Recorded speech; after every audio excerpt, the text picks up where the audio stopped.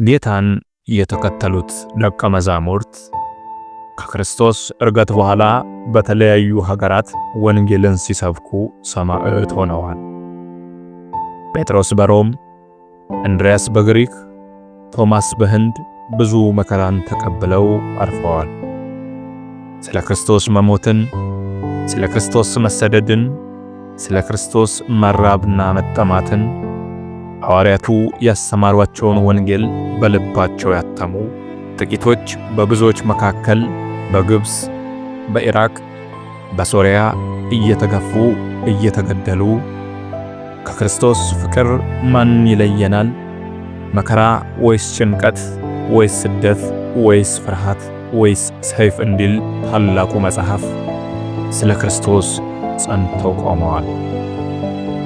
በዘመናችን አልሸባብ፣ አልቃይዳ፣ ቦኮ ሐራም፣ አይኤስ የመሳሰሉት የሽብር ድርጅቶች ክርስቲያኖች ላይ አሰቃቂ ግድያ ይፈጽማሉ። ይህንን ለመከላከል አንዳንድ የመካከለኛው ምስራቅ ኦርቶዶክስ አብያተ ክርስቲያናት ጦር እስከ ማዘጋጀትና ራስን እስከ መከላከል እየደረሱ ነው። ይህ እርሱን በሚጠሉትና ለእርሱ ፍቅር በወደቁት መካከል እየተደረገ የገዳዮች ሞትና የሰማዕታቱ የዘላለማዊ ሕይወት ጅማሬ ትንቅንቅ ትዕይንት ነው።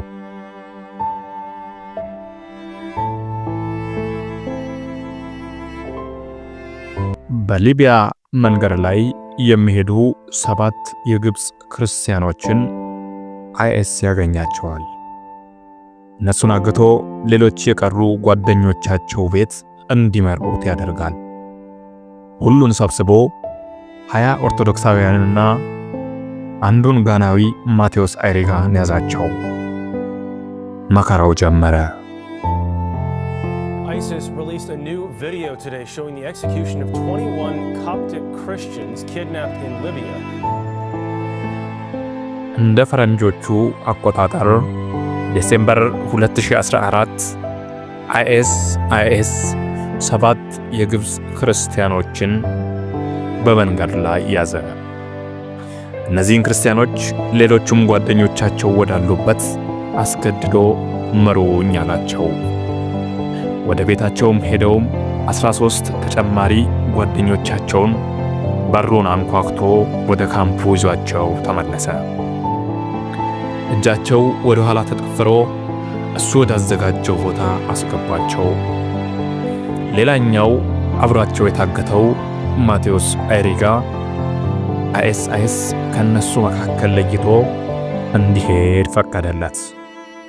ነገር ግን ፊያታዊ ዘይማንን የመሰለው ማቴዎስ ቀጣይ ያለውን ስቃይ፣ መከራ፣ እንግልትና ሞት እየተመለከተ አልሄድም፣ አምላካቸው አምላኬ ነው አላቸው። ከምታሳሳው ከስጋዊ ሕይወት በስለት እና ተገዝግዞ መታረድ ውስጥ ያለችውን ሰማዕትነትን ወደደ። በመጀመሪያዎቹ ጥቂት ሳምንታት አይኤስ ጥሩ ምግብና ንጹህ ውሃ ያቀርብላቸው ነበር። አይኤስ እምነታቸውን እንዲክዱ ገንዘብ አቀረበላቸው፣ ነገር ግን አልተቀበሉትም። ከዚህ በኋላ የመከራው ጊዜ ጀመረ። እጃቸው ወደ ኋላ ተጠፍሮ ክብደት የሞላው ሻንጣ እንዲኮትቱ ተደረገ። ይህ ለነሱ ከባድ ነበር። በዚህ መካከል ከመካከላቸው ከፍዶት አንዱ ተንበረከከ። ከሰው ያለው የአይኤስ አባል እምነትህን ብትከዳ ይህ ሁሉ ያበቃል አለው። ይህ ሁሉ መከራ ምን ለማግኘት እንደሆነ አልገባኝ ሲል ደገመለት። ሰማዕቱም ክርስቶስ እንዲህ ብሏል፣ ስለኔ በሁሉ ዘንድ የተጠላችሁ ትሆናላችሁ፣ ነገር ግን እርሱ እስከ መጨረሻው የጸና ይድናል ብሎ በሲቃ ውስጥ ሆኖ ስለ አምላኩ መለሰ። የአይኤስ ታጣቂውም ናዛሪን ሊያድንህ ማንም አይመጣም ብሎ ሰይፉን አሳረፈበት። መከራው በረታባቸው። በመጨረሻም አይኤስ ብርቱካናማውን ቱታ አስለብሶ ካሜራውን ሸክፎ ቢላውን ስሎ አራጁን አዘጋጅቶ አንገታቸውን ተይዘው እጃቸው ወደ ኋላ ተጠፍሮ ሰማዕትነትን አክሊል ሊቀበሉ ከባህሩ አጠገብ ተንበረከኩ። አይኤስ ካራውን በአንገታቸው ላይ ሊያሳርፍ አስተኛቸው። ነገር ግን ከመካከላቸው አምላኩን የመሰለ ነበር። ጌታ ሆይ ይቅር በላቸው አለ። ምን አይነት ጽናት ነው! አይኤስ ሁሉን በአንድ ጊዜ አላረዳቸውም። ምክንያቱ ደግሞ አንዱ ሲታረድ ሌላኛው በፍርሃት ከካደ በሚል ነበር። ነገር ግን ሰማዕታቱ ስለ ክርስቶስ ስደት፣ ስለ ክርስቶስ መከራ፣ ስለ ክርስቶስ ለሞት የጸኑ ነበርና አክሊላቸውን ተቀዳጁ።